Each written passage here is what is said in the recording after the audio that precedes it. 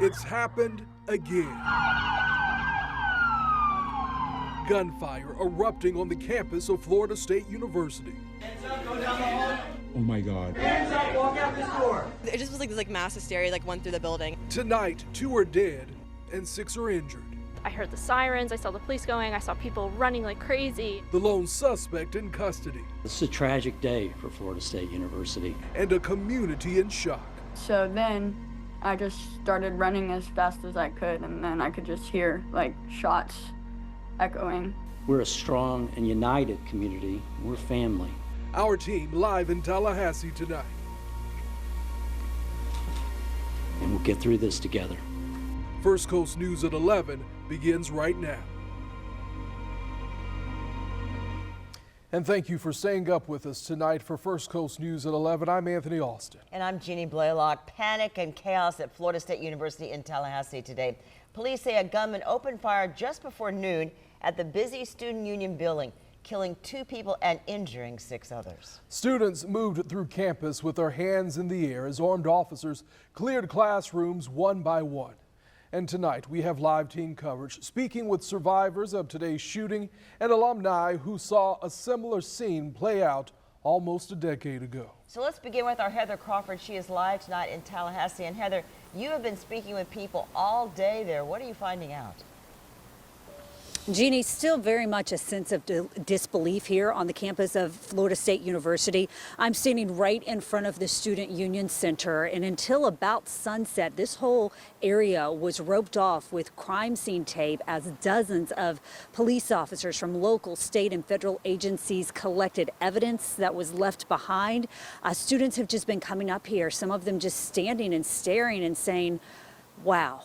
Did this really happen today on our campus? And we know that tomorrow morning, starting at 8 o'clock, the university is going to open up a support center to offer counseling services and victims advocates assistance to anyone who was impacted by this tragedy today who needs it. Every student I talked to today has a different story of where they were, what happened, what they remember hearing, the sounds of people screaming, saying, there's a shooter on campus, run, run. So many stories like that today. And we begin our team coverage with our Riley Phillips. She was at the press conference this afternoon when all different police agencies gathered together to share the latest details on what happened today and what we're learning today about that suspected shooter. Law enforcement providing a clearer picture of the events surrounding Thursday's deadly shooting at Florida State University. According to FSU Police Chief Jason Trumbauer, the suspect opened fire near the Student Union around 11:50 in the morning, shooting multiple people. FSU police responded immediately, engaged, neutralized, and apprehended the shooter. The suspect has been identified as 20-year-old Phoenix Eichner, a student at Florida State. His stepmother, a deputy with the Leon County Sheriff's Office. Leon County Sheriff Walt McNeil confirmed the gun used in the shooting is believed to be her personal firearm. He has been steeped in the Leon County Sheriff's Office family, engaged in a number of training programs that we have. So it's not a surprise to us that he had access to weapons. Eichner was also a member of the Youth Advisory Council for the Sheriff's Office when he was in high school. Investigators were not aware of any threats or behavioral concerns prior to the shooting. Eichner was taken to the hospital for treatment. Law enforcement officers did not provide any more information on the 2 people who were killed or the other victims who were injured. FSU President Richard McCullough was emotional during Thursday's press conference, providing this message of hope to the Florida State community. We're a strong and united community. We're family. And so we'll take care of all of you. And we'll get through this together. And that was Riley Phillips reporting from here in Tallahassee tonight. You know, I was standing behind the crime scene tape today, and these 2 students walked up, and one of them stood there, and he just stared at the Student Union Center behind me, and he said, I was supposed to go to class this morning. I was supposed to have been right there when that shooting happened. And he said, for whatever reason, I decided to skip class today and stay home. And he said it didn't hit him until several hours later that, wow, that could have been him. He could have been injured today. And what Riley said and what we heard the FSU president say, this community is standing strong and they are standing together. And I had a chance to catch up with several students today as they shared their stories with me. It was just very loud, gunshots in the building.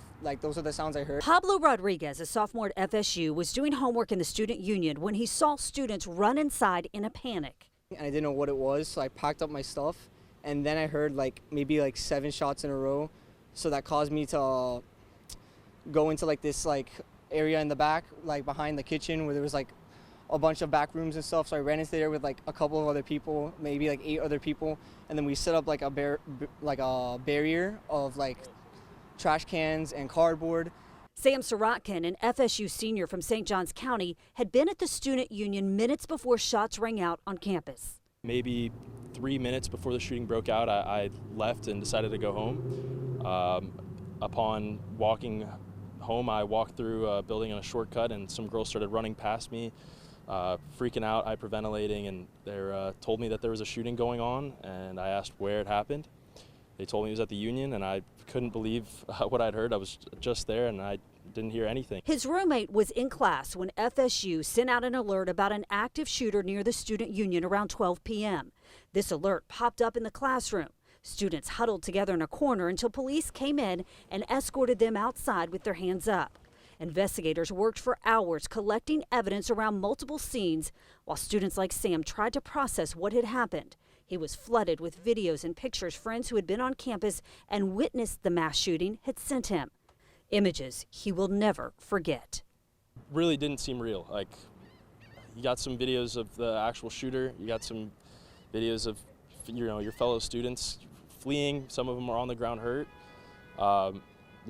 Very, very just overwhelming today.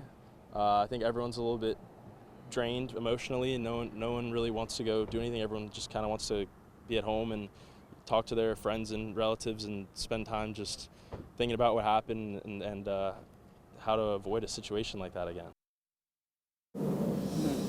And several students pointed out to me today how grateful they are for the police so quickly responding. They told me that if police had not gotten here as quick as they did, this tragedy likely would have been even worse. Now, as I mentioned, this community is really standing strong, coming together tonight.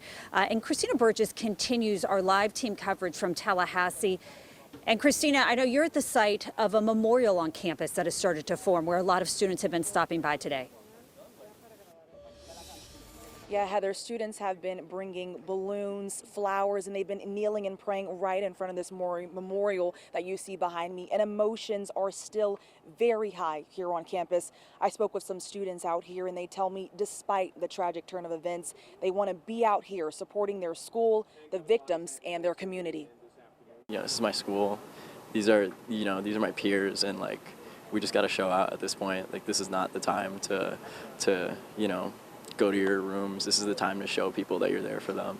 With arms wrapped around one another, Florida State University students gather on campus, laying flowers, balloons, and candles near the student union where a gunman opened fire on campus, killing 2 people and injuring 6 others. And then you hear screams, and then you look out the window, there's people running away. That's when it set in for everyone in the room that this is serious, something really bad just happened. And many students still reliving the horrific moments from earlier today, like Christopher Malav, who was inside the student union. Unfortunately, I ended up tripping on some stairs over there by the big FSU sign, just right in front of the student union, and ended up spraining my left ankle, and got a bunch of bruises on my right leg, and even on my wrist and my left thumb too. Still got some bumps and bruises. Malav finally able to reunite with his dad. It's something that I won't forget, but I know that this is a really tight-knit community. I think this is really gonna bring us together as college students. As the memorial grows, students say it's important now more than ever to rally around each other.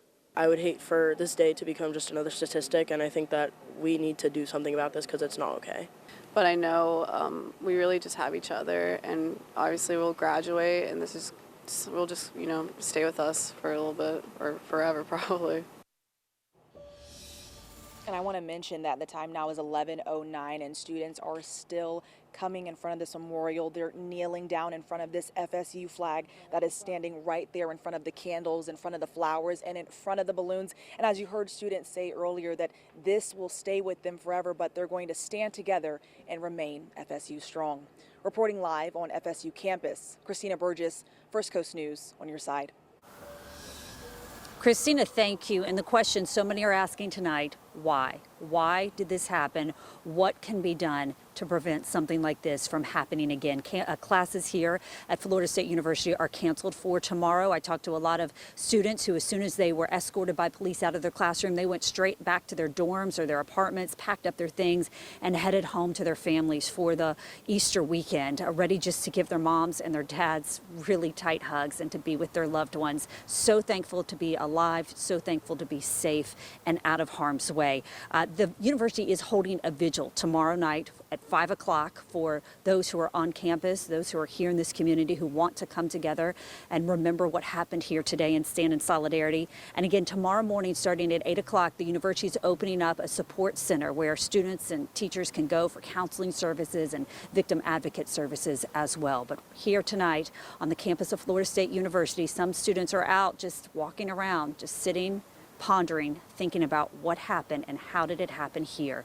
A mass shooting unfolding right here in front of the Student Union Center just before 12 o'clock this afternoon. That is the latest from Tallahassee. Anthony and Jeannie will send it back into you. Heather, thank you. Some tough days ahead indeed.